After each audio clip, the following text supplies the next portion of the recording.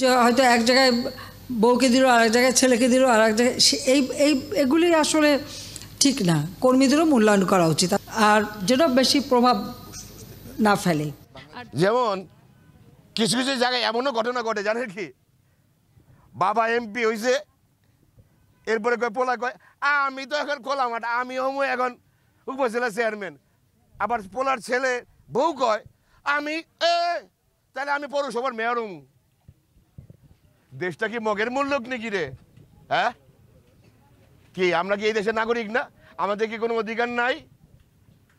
ও এই ধরনের কথা বললে গায়ে লাগে না? তখন কইবা কি কইবা যে প্রধান ভালো না, প্রধান খারাপ, উমুক দল করে উমুক দল করে।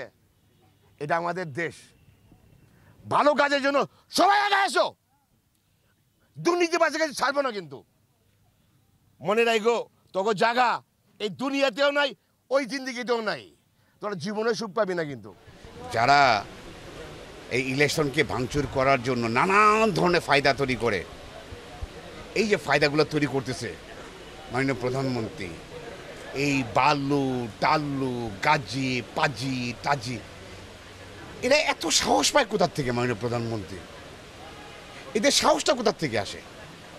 কে দেয় এদের সাহস? আমি জনগণকে দাবি করলাম, আমি প্রশাসনকে দাবি করি, এদের খুঁজে বের করেন।